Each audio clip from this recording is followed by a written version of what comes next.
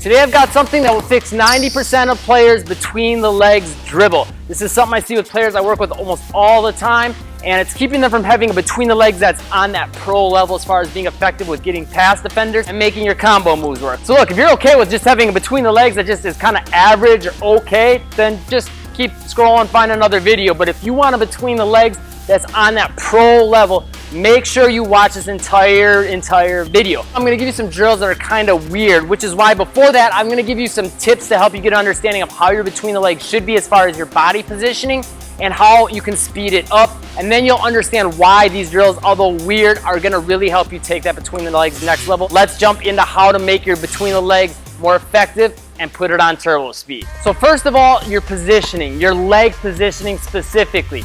You want to have your legs long and low with your hips.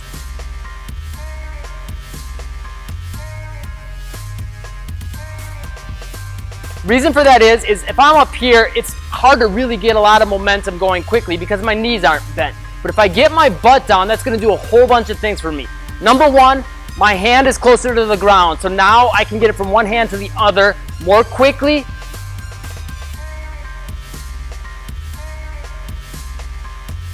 Plus in more control because now one of my two hands is on the basketball the whole motion versus if I'm up here, I could potentially hit my leg.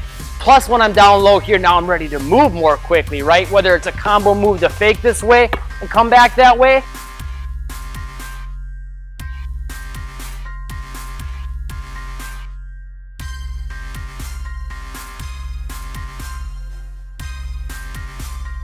I got my knee bent to sell that fake. Again, this hand's lower and closer to the basketball so I can get it into this hand to quickly go into that combo move.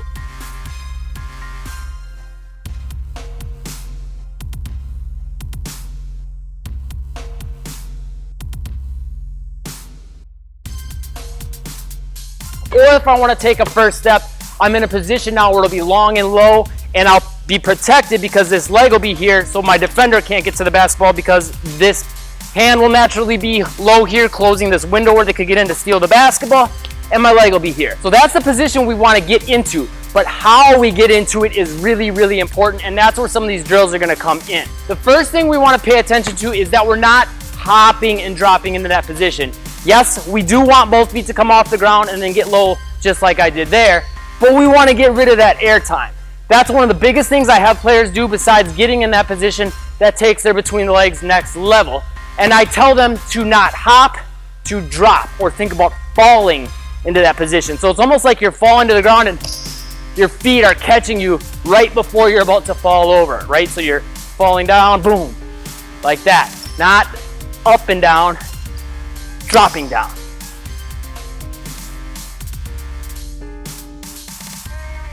And from that, we want to get into that position we just talked about, which is low, okay?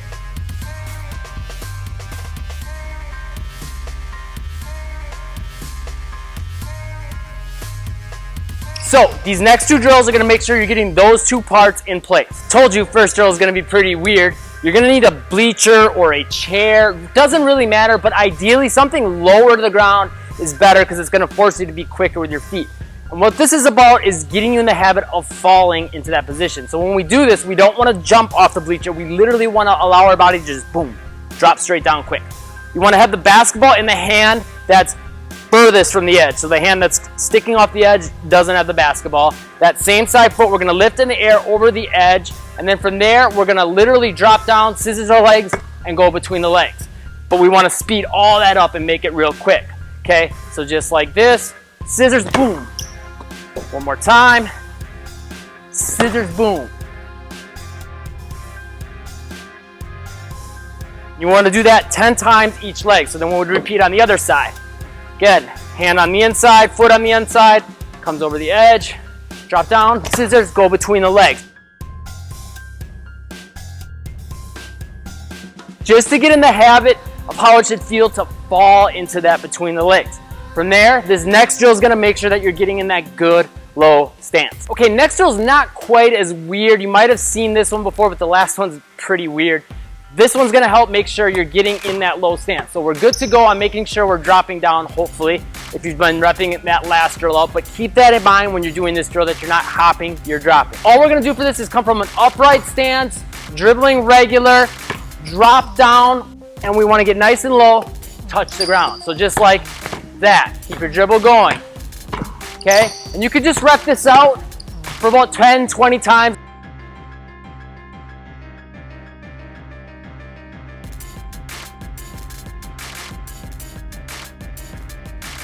And then, of course, doing it the other way. Dropping down, touching the ground. Dropping down, touching the ground. Okay?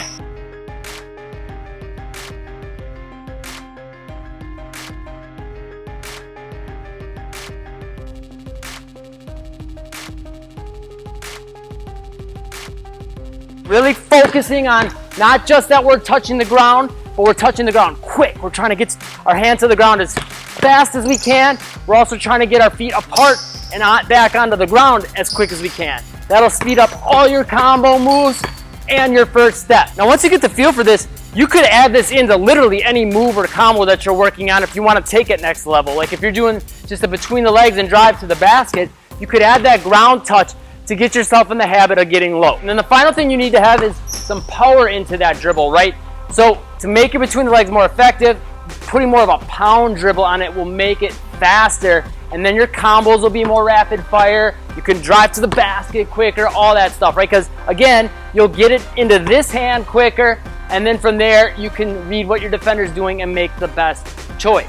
So one thing I really struggle with a lot of players with at first is getting them to get that kind of power because they're afraid to get out of their comfort zone. They're afraid of losing the basketball. So we eliminate the second hand completely, and we work on what I call wall distance ball pound. And a lot of times I'll actually have players do this with a heavy basketball instead of a regular basketball, but if you don't have a heavy basketball, you could just use a regular basketball. And if you don't have a wall, you could have a partner standing to help catch the basketball because you're gonna basically go between the legs and let the ball go flying. Now, one thing you wanna keep in mind with this is when you do it, you wanna have your legs split a little bit so you can direct it towards the wall like that. And you're putting a bunch of power on it. Now, a simple thing you can do to make sure you're taking it next level is measure. Okay, where am I at? I'm coming here. Okay, I'm easily getting it to the wall doing a between the legs motion. So I would step out a little further. Can still get it there easy, so I'd step out a little further. Okay, and continue to move out away from the wall until you find that end of your comfort zone. Once you find that spot, I would say every practice for about 3-4 weeks to get this down and get that speed up. Do 10 repetitions at that farthest point, and every time you come to practice, try to get a little bit further. And of course, you would want to do this the other way too, right? So that way you're getting a quick between the legs in both directions. I got some more ways to improve your athleticism, ball control, your speed, and a ton more. Click the top link in the description. That's a free workout. That's where you have thousands of players. I'm sure to help you too. Subscribe, click that bell icon so you can catch the newest videos. Click that like button. Check out this video and this playlist. Those are gonna help you as well. I'll see you in the next video.